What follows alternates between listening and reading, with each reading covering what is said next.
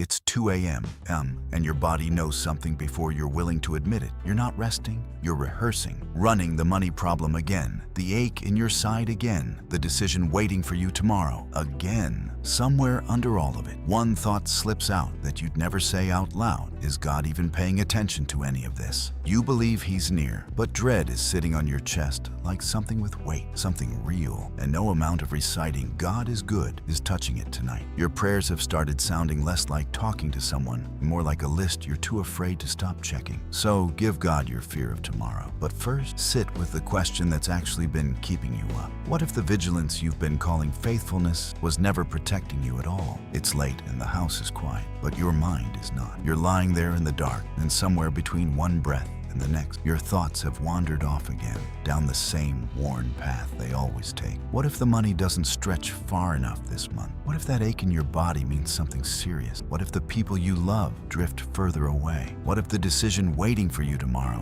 turns out to be the wrong one? One worry opens the door for the next, and before long, you're not resting. You're rehearsing. You're running simulations of disasters that haven't happened, auditioning pain before it's even arrived, as if enough mental preparation might soften the blow if it comes. And somewhere in the middle of that, a quieter thought slips in, one you don't say out loud because it feels almost forbidden. Is God even paying attention to any of this? You know the language of faith. You could recite it if someone asked. God is good. God provides. God has a plan. But there's a difference between knowing those words and feeling them hold any weight at 2 in the morning, when your chest is tight and your thoughts won't stop moving. It's strange, isn't it, how you can believe something with your mind and still feel abandoned by it in your body. You believe God is near, and yet dread sits on your chest like something physical, something with math. You pray, but if you're honest, your prayers lately have started to sound less like conversation, more like a list. Please let this test come back clear. Please let the money work out. Please don't let that relationship fall apart. Please, please, please, until prayer starts to feel like something you're managing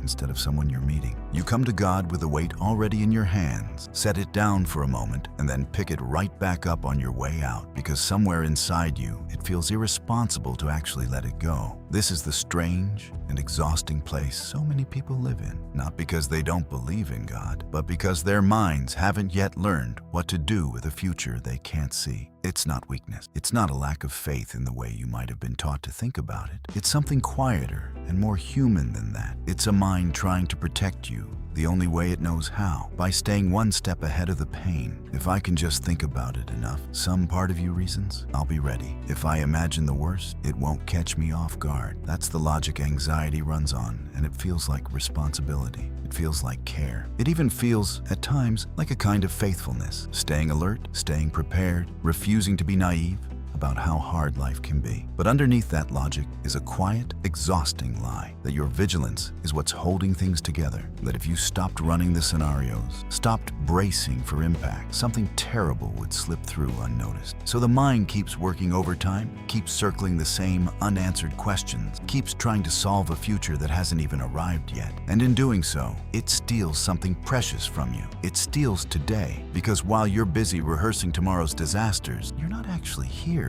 In the one moment you were given, the dinner you're eating, the conversation you're having, the quiet 10 minutes you finally have to yourself. All of it passes through you unfelt because your attention has been hijacked by a future that hasn't happened, might never happen the way you fear. And this is where the real tension lives, not simply in your circumstances, but in the space between what you believe and what you feel. You believe God is trustworthy. You feel like everything depends on you figuring it out first. You believe He is present. You feel like you're carrying this alone, in the dark, at 2 in the morning, while everyone else sleeps peacefully, and you lie there doing the invisible labor of worrying enough for both of you. That gap between belief and feeling, between truth and the noise in your head, is exhausting to live inside. It's a kind of quiet suffering that doesn't always show on the outside. You still go to work, you still smile in conversation, you still show up. But there's a hum underneath everything, a low current of dread that never fully turns off, because your mind has convinced itself that peace is something you'll earn once every uncertain thing becomes certain. So you wait for peace to arrive once the test results come back normal, once the job is secure, once the relationship is resolved, once you finally know how things are going to turn out. And in the meantime, you carry all of it, every unresolved question, every unfinished outcome, as if the weight of tomorrow were meant to be held today, as if your job were to hold the future in your hands until it's safe enough to set down. But what if that was never actually your job to begin with? What if the very thing keeping you up at night, the belief that you have to mentally solve tomorrow before you're allowed to rest tonight, is not evidence of faith, but a misunderstanding of it? What if the ache you feel isn't proof that God is absent, but proof that you were never designed to carry what only He was meant to carry? There's a question underneath all of this that we haven't answered yet, and it's the one worth sitting with for a moment. If God is as trustworthy as you believe Him to be, then why does peace feel like something you have to achieve rather than something you're invited to receive right now, in the middle of the uncertainty, before anything is resolved at all? That question is where we're going to begin, because something in the way you've been taught to think about faith and fear may need to be gently, carefully unlearned, not so you can stop caring about what matters to you, but so you can finally stop carrying what was never yours to hold alone. Let's start with something simple but easy to miss in the middle of a sleepless night. God is not waiting somewhere in the future for you to arrive there. He is already there. Whatever tomorrow holds, the appointment, the conversation, the decision, the outcome you can't yet see, God is not scrambling to prepare for it the way you are. He is not pacing. He is not uncertain. He is not caught off guard by what's coming. He is already present in that moment, the same way He is present in this one. This is worth sitting with because so much of your anxiety is built on a quiet, unspoken assumption that you have to go ahead of yourself into the future and get it figured out so that when you arrive there, you won't be blindsided. But you were never meant to live 2 steps ahead of your own life. You were meant to live here, in today, with a God who has already gone ahead of you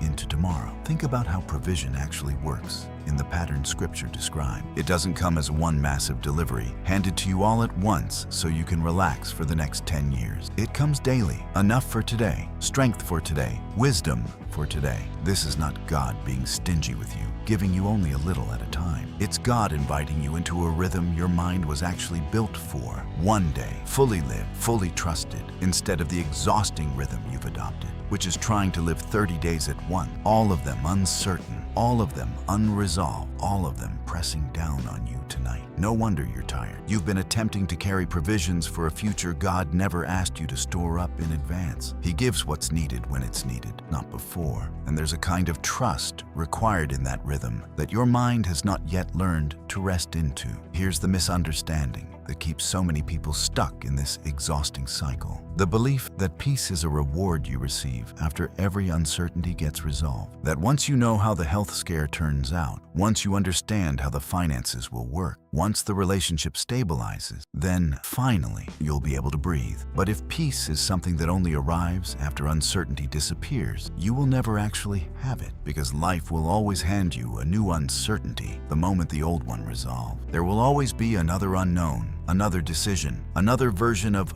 what if, waiting just beyond the one you finally settled. If peace depends on certainty, you are chasing something that by design will always stay one step out of reach. So here's a question worth asking honestly, without rushing past it. If God already inhabits tomorrow, already knows what's coming, already has provision prepared for the moment you'll actually need it, why does your mind keep insisting on going there tonight, uninvited, trying to solve what hasn't even unfolded yet? Why does letting go feel so much harder than holding on, even when holding on is what's exhausting you? Sit with that question for a moment, because the answer might surprise you. It's not because you lack faith, it's because somewhere along the way, your mind mistook mental rehearsal for spiritual preparation. It started to believe that thinking about the worst case enough times was a form of readiness, that if you stopped running the scenarios, you'd somehow be caught defenseless. But here's a small, quiet shift in understanding worth carrying with you. That exhausting mental work of trying to pre-solve tomorrow isn't diligence, it isn't wisdom, it's an attempt, often unconscious, to do something that was never assigned to you, to hold together a future that only God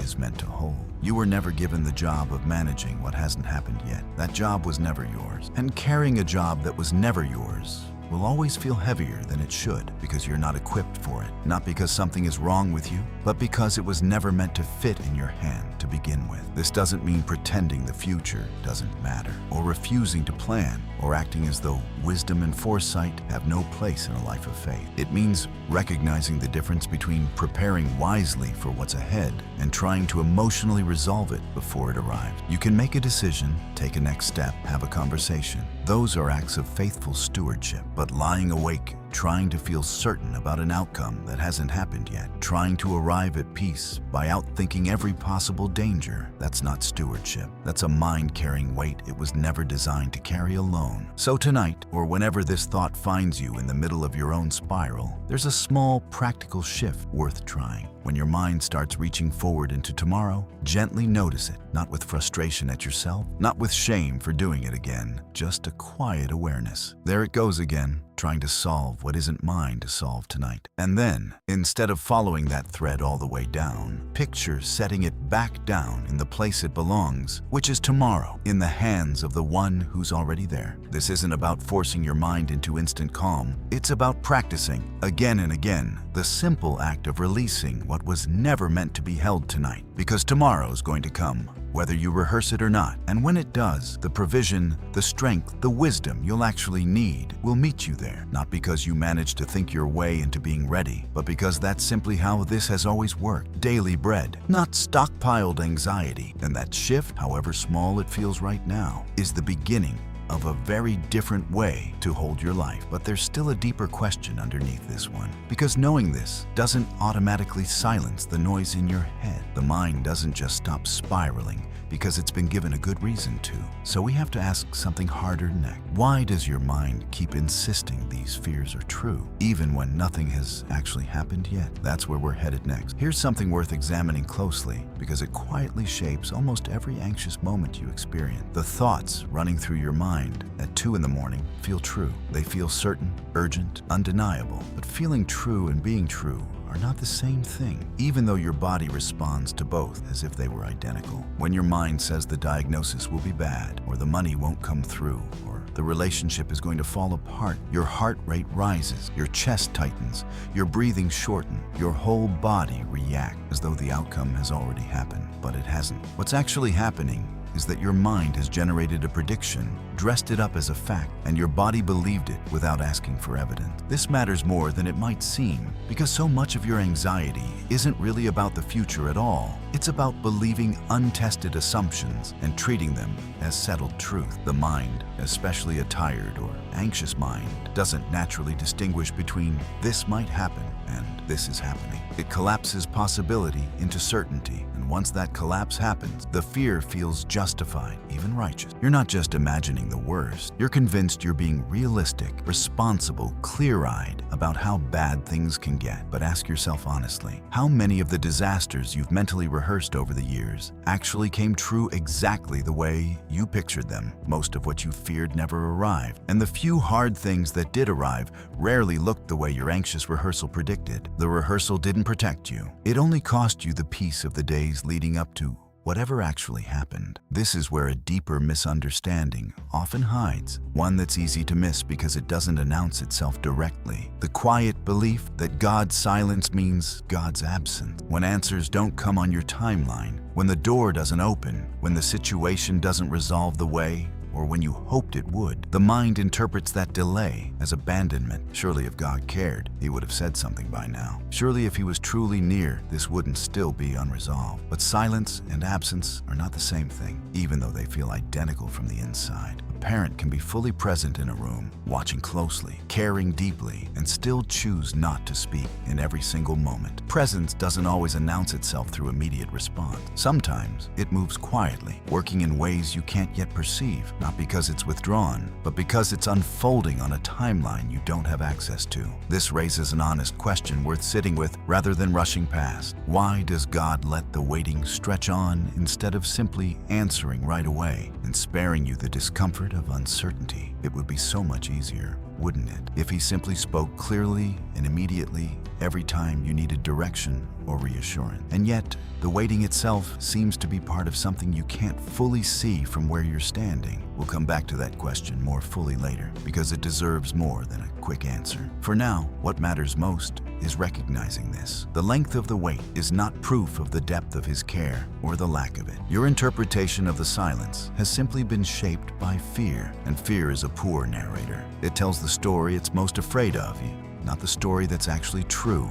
So here's a practical shift worth practicing. gently and without pressure to get it perfect right away. The next time an anxious thought arrives, the kind that insists something terrible is about to happen, or that God has forgotten you, or that this situation is hopeless, try pausing just long enough to ask it a simple question. Is this actually true, or does it just feel true right now? Not in a harsh, self-critical way, as though you're interrogating yourself for having the thought in the first place. More like gently holding the thought up to the light and looking at it honestly. Where is the evidence for this? Has this exact fear ever played out exactly the way I imagined? What do I actually know to be true about God's character, even in seasons when I couldn't see what He was doing? This single habit, noticing a thought instead of immediately obeying it, begins to create space between you and the anxiety. Right now, there may be no space at all. The thought arrives, and you go with it instantly, the way you might follow a stranger's voice simply because it spoke first and spoke loudly. But thoughts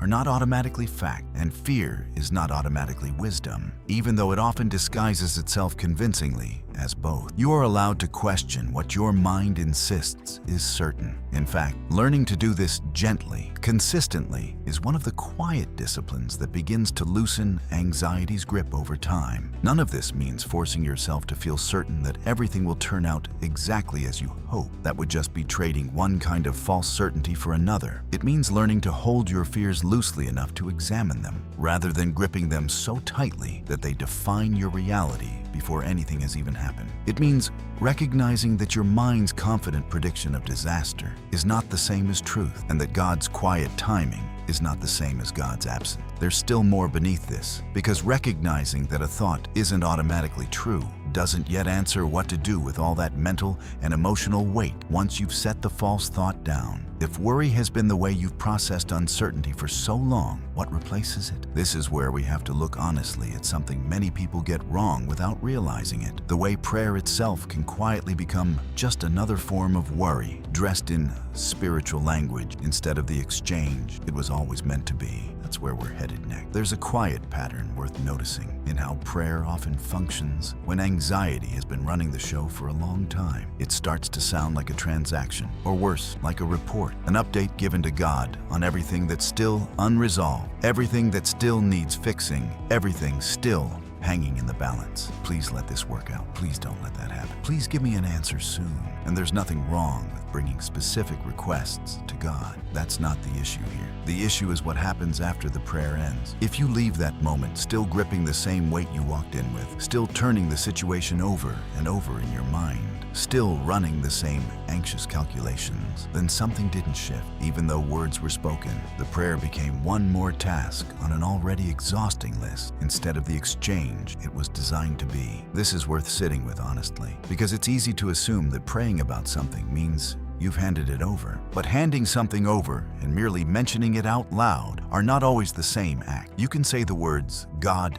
I trust you with this," while your body stays braced, your mind stays busy solving, your hands stay clenched around the outcome as if letting go would mean the situation falls apart the moment you stop holding it. Prayer was never meant to be a formality you perform before returning to the work of worrying. It was meant to be the actual moment of transfer, the place where the weight leaves your hands and settles into His. Here's a truth worth letting sink in slowly. Prayer is meant to exchange worry for trust, not add worry to some invisible list God is keeping track of alongside you. You are not informing God of anything He doesn't already know. He's not waiting on your update to understand the situation more clearly. So if prayer isn't primarily about giving God information, what is it actually for? It's for you. It's the doorway through which your gripping hands are meant to open again and again until what you're carrying is no longer resting in your grip, but in His. The information was never the point. The releasing was always the point. This brings us to something worth distinguishing carefully, because the two get blended together so easily. Asking God to change your circumstances and asking God to change the grip those circumstances have on your heart. Both are valid. Both matter. But if all your praying only ever asks for the first, fix this, resolve that, make the outcome go a certain way, while ignoring the second, you'll keep walking away from prayer just as anxious as you arrived, even if the words you spoke were sincere. Sometimes God does change the circumstance, but sometimes what changes first, and what matters even more, is the way the circumstance sits in in sight. The weight lightens not because the situation resolved, but because it's no longer yours alone to carry. This raises an honest question worth pausing on, because it's not simple, and pretending it is would do you a disservice. What does surrender actually look like in a mind and body that have spent years gripping tightly, treating vigilance as safety? You can't just decide to feel differently the way you might decide what to have for dinner. Surrender isn't a single dramatic moment where everything shifts permanently. It's closer to a posture you keep returning to over and over because the grip keeps forming again out of old habit. That's not failure. That's simply what it looks like to retrain something that's been operating one way for a long time. Here's a small, practical shift worth trying the next time you find yourself praying about something heavy. Instead of only listing the request, pause afterward and picture, as concretely as you can, physically opening your hand, releasing what you've been holding onto so tightly. It sounds almost too simple to matter, but the body remembers what the mind forgets, and this small physical act can become a doorway into something real. You're not pretending the problem doesn't exist. You're acknowledging in a tangible way that it's no longer solely yours to carry. This is the shift from presenting a problem to actually releasing it. And it's a shift you may need to make 10 times a day at first, because old patterns don't dissolve in a single prayer. They loosen gradually, with practice, with repetition, with grace for yourself in the process. And here's something worth understanding clearly, because it changes how you relate to the whole process. Peace was never meant to be a feeling you chase down and finally catch once your emotions line up correctly. Peace, in the way Scripture describes it, functions more like a decision, a choice made before the feeling arrives, not a reward that shows up only after you felt calm enough to deserve it. This might sound backward compared to how you've experienced emotions your whole life, where feeling usually comes first and action follows. But trust doesn't always work that way. Sometimes you choose the posture of trust while your emotions are still catching up, still unconvinced, still bracing, and that choice, repeated, is what eventually reshapes the feeling underneath. This doesn't mean forcing yourself to feel a peace you don't have,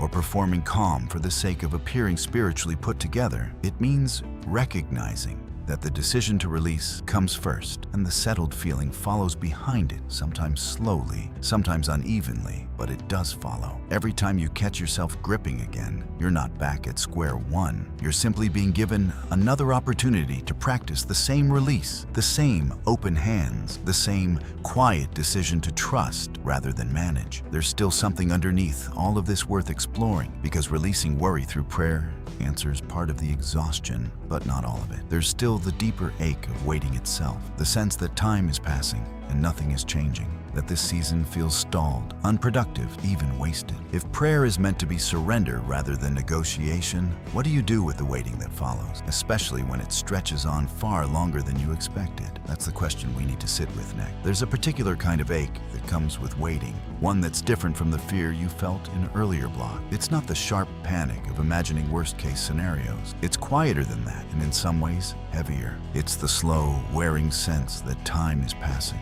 and nothing is moving, that you've done what you know how to do, prayed what you know how to pray, released what you've learned to release, and still nothing has changed. The situation remains exactly as unresolved as it was weeks or months ago. And in that stretch of unchanging time, a familiar and painful thought tends to surface. Maybe this season is wasted. Maybe you're just stuck and life is happening somewhere else to other people while yours sits paused. This interpretation of waiting feels almost self-evident when you're in the middle of it. If nothing visible is happening, surely nothing is happening at all. But this is exactly the kind of assumption worth examining closely, because it treats waiting as empty simply because it's quiet. Think about how much of what matters most in a life takes shape exactly this way, slowly, invisibly, beneath the surface, long before any outward sign appears. A season of waiting is rarely as empty as it feels from the inside. Something is almost always taking shape during the delay, even when you can't yet see or name what it is. Here's a truth worth letting settle in slowly. Waiting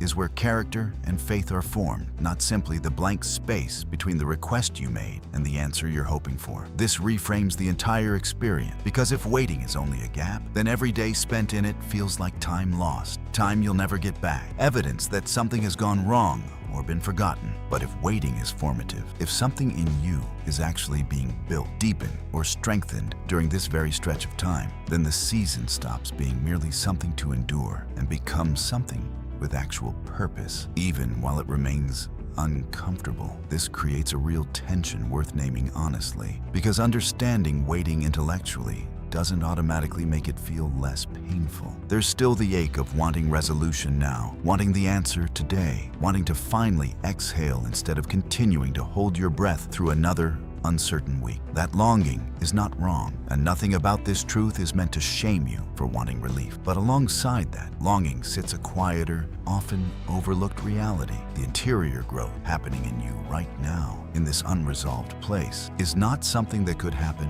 any faster than it's happening. And it's not something that would happen at all if the answer arrived immediately. This raises an honest question worth holding rather than rushing past. What is actually being built in a person who chooses to wait with trust instead of dread? Consider the difference between someone who waits while spiraling, catastrophizing, gripping tighter with each passing day, and someone who waits while consciously choosing, again and again, to release what they cannot control. Both people experience the same length of delay, but something different is happening inside each of them during that time. One is being worn down by the waiting. The other, slowly and often imperceptibly, is being strengthened by it, not because the circumstances changed, but because the way they held those circumstances changed. That shift, small as it may feel day to day, is not nothing. It's the very thing that will determine how you meet the next season of uncertainty and the one after that, because trust practiced now becomes trust available later. It's worth pausing here to gently address something the mind naturally reaches for during long seasons of unresolved waiting. The fear that this delay means you did something wrong, that you're being punished, or that God has simply moved on to more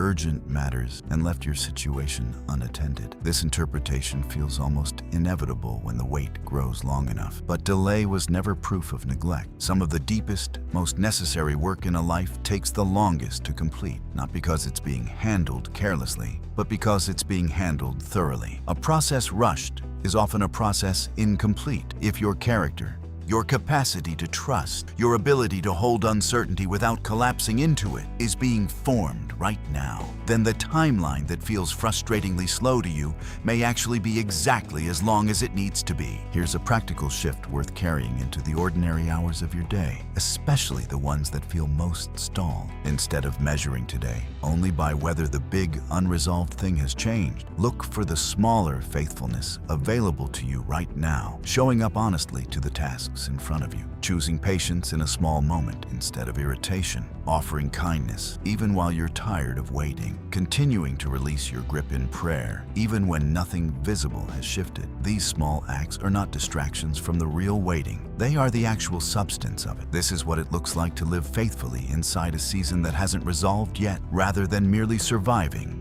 until it does. None of this erases the difficulty of not knowing how long this will last. That honest ache remains, and it's allowed to remain without being explained away. But there's a difference between waiting with your fists clenched, treating every day as further proof that something has gone wrong, and waiting with your hands increasingly open, trusting that this time is not being wasted, even though you can't yet see what it's producing. The second kind of waiting doesn't feel effortless, but it carries something the first kind never will. A quiet, growing capacity to trust that will still be with you long after this particular season of uncertainty has passed. There's still a shift ahead of you, though, one that hasn't fully happened yet, even with everything we've covered so far. Understanding that fear operates on false assumptions, that prayer is meant to be surrender, that waiting has purpose, none of that automatically stops the old pattern from resurfacing the next time uncertainty rises. Something deeper has to happen, a moment where you actually recognize what your fear has been doing all along and choose consciously to stop letting it run the show. That recognition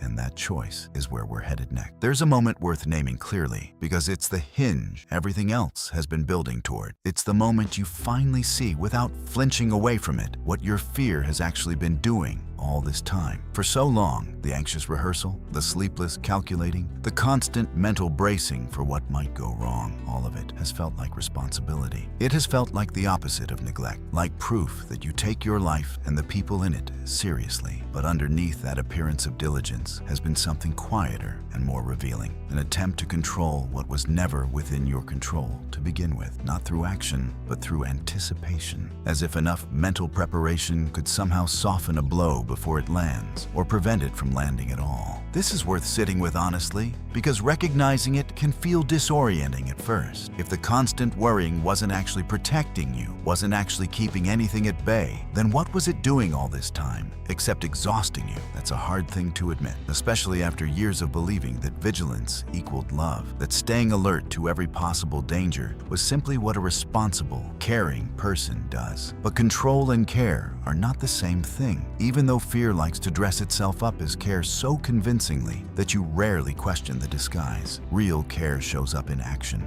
in presence, in faithful attention to what's actually in front of you. Fear, on the other hand, shows up as a mind endlessly spinning around outcomes it has no power to determine, mistaking motion for usefulness. Here's the shift that begins to change everything, and it's smaller than it might sound, though its effects reach far. The quiet movement from asking, what if, to resting in, even if. What if this doesn't work out? What if the diagnosis is bad? What if the money doesn't come? What if the relationship ends? That question, asked over and over, has no natural stopping point because there will always be another possible disaster to imagine. It's a question built to spiral, never built to land anywhere solid. But even if is different. Even if this doesn't work out the way I hope, I will still be held. Even if the answer is difficult, I am not facing it alone. Even if the outcome is hard, it does not mean I have been abandoned in the middle of it. This isn't naive optimism pretending everything will turn out fine. It's something sturdier than that. Trust that remains standing even when the outcome is uncertain, or even when the outcome is hard. This shift rarely happens once and stays finished. It's not a single decision made on a particular night that permanently rewires how your mind responds to uncertainty from that point forward. It's closer to a posture you return to again and again, a muscle you keep exercising every time the old pattern resurfaces, because it will resurface. The mind that has spent years defaulting to worst-case rehearsal doesn't unlearn that habit in one conversation with itself, however clear or convicting that conversation might be. So when the spiral starts again, and it will, the goal isn't to be frustrated with yourself for slipping back into an old pattern. The goal is simply to notice it a little sooner each time, and to make the same quiet choice again. Not what if, but even if. Not gripping, but releasing. Not solving tomorrow tonight, but trusting the one who already holds it. This is also the moment worth returning to something asked earlier and left unanswered. Why God allows the waiting to stretch on. Why He doesn't simply resolve every uncertainty the moment you'd prefer Him to. Perhaps part of the answer has been unfolding through everything we've walked through so far. If the waiting were shorter, there might never have been space for you to notice what your fear was actually doing, or to practice releasing your grip enough times that it finally starts to loosen for real, not just in theory. The silence you interpreted as absence may have simply been the space in which this very shift was being formed. Not neglect, not forgetfulness. Room for something in you to change, so that whatever tomorrow brings, you meet it not as someone still trying to control the future through fear, but as someone who has learned, slowly and imperfectly, to trust the one who's already there. This doesn't mean control was ever something you truly had. Even before you started noticing it's absent, that's worth sitting with plainly. The sense of control that anxious rehearsal offers has always been an illusion, a kind of performance the mind puts on to feel less afraid of the unknown. You were never actually holding tomorrow together through your worry. You only believed you were, and that belief cost you the peace of today over and over for as long as you carried it. Trust doesn't take something away from you that you had. It simply stops pretending the illusion was ever real. And in doing so, it frees you to set down a weight that was never yours to carry in the first place. So here you are, standing at the place where fear has been named for what it actually is, where what if has begun to soften into even if, where the waiting no longer feels like evidence of abandonment, but like ground where something real has been quietly growing. This is not the end of the anxious thoughts arriving. They will still come because old patterns don't vanish completely, but it is the beginning of a different relationship with them. You are no longer required to believe every thought your mind hands you. You are no longer required to solve tomorrow tonight. You are no longer required to carry what only God was ever meant to hold. What remains now is simply this. What does it actually look like to live from this place day after day, not as a single dramatic transformation, but as a settled, ongoing posture? That's where we're headed next, into the quiet, steady peace that replaces the circling dread. Not because every uncertainty has been resolved, but because trust has finally taken its rightful place. There's a particular kind of stillness that settles over a life once fear has stopped running the show. And it's different from anything. The situation itself has changed. The bills might still be due. The test results might still be pending. The relationship might still be uncertain. And yet something inside you has shifted enough that the weight of tomorrow no longer presses into today the way it used to. This is worth naming clearly because it corrects a misunderstanding you may have carried for a long time. The belief that peace would only arrive once every uncertain thing became certain. That was never how this was going to work, and now you can see why. Peace was never meant to be the reward waiting for you on the other side of resolved circumstances. Peace is what becomes possible the moment you stop trying to carry what only God was ever meant to hold. This is the truth we've been walking toward from the very beginning, and it's worth saying plainly now that we've arrived here together. Peace isn't the absence of uncertainty, it's the presence of trust in the one who already holds tomorrow. You may still not know how the situation resolved. You may still be waiting on an answer that hasn't come. But none of that has to determine whether you can rest tonight, because your rest was never supposed to depend on having every answer in hand. It was always meant to depend on who's holding what you can't yet see. Think back to where you started, lying awake, running through every possible worst-case scenario, treating prayer as a checklist of worries instead of a conversation, believing somewhere underneath it all that your vigilance was what kept things from falling apart. That version of you wasn't foolish or weak. That version of you was simply carrying something too heavy because no one had shown you yet that it was never meant to be carried alone. Now you understand something different. You understand that God already inhabits tomorrow, that His provision meets you daily rather than all at once, that anxious thoughts are not automatically true thoughts, and that His silence was never the same as His absence. You understand that prayer is meant to be surrender, not negotiation, and that peace begins as a decision made before the feeling catches up. You understand that waiting has never been wasted time, but the very place where trust has been quietly forming, even when nothing visible seemed to be happening. And you understand, perhaps most importantly, that the grip fear had on you was never real control at all, only the illusion of it, costing you the peace of today for the sake of a tomorrow you could never actually manage in advance. What does it look like now to live from this place day after day without pretending the old patterns are gone forever? It looks like waking up and noticing the first anxious thought as it arrives, and instead of following it automatically down the same worn path, pausing just long enough to ask whether it's actually true or only familiar. It looks like praying, actually opening your hands afterward, releasing what you brought instead of carrying it back out with you the way you always used to. It looks like catching yourself asking, what if, and gently, deliberately, turning it into even if this is hard, even if the outcome isn't what I hope, I will still be held. I will still be near Him. I will still be cared for exactly as I need to be. None of this requires perfection. It only requires returning again and again to the same quiet posture of trust, the same open hands every time the old grip tries to reform. This is what it means for trust to become an active posture rather than a single moment you experienced once and then moved past. Some mornings, this will feel almost effortless, and the peace will settle over you without much resistance at all. Other morning, the old anxious voice will be loud again, insistent, convincing, and you'll have to make the same choice you've made before, not because you failed the last time you made it, but because trust, like anything meaningful, is renewed daily, the same way provision is renewed daily. You are not required to have this figured out permanently by tonight. You are only asked to choose it again tomorrow, and then again the day after that, for as long as it takes, because it will get easier the more it becomes familiar to you. And here's what becomes possible once this shift takes root.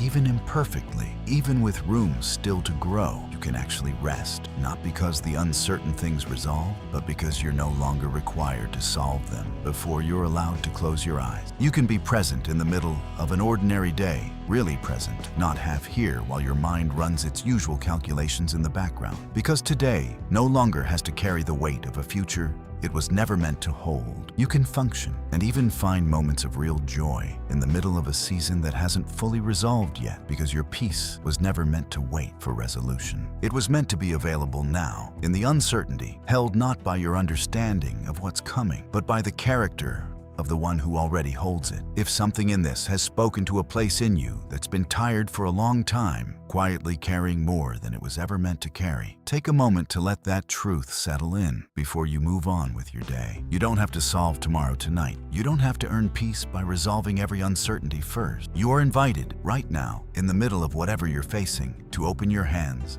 and trust the one who is already there, waiting for you, long before you arrive. If this brought you something you needed to hear today, consider leaving a like so this can reach someone else carrying the same quiet weight. And share in the comments what "even if" looks like for you right now. It might be exactly the encouragement someone else needs to read. And if you'd like to keep walking through these truths together, consider subscribing so we can continue this journey toward real lasting peace. Tomorrow is already being held. You don't have to hold it too.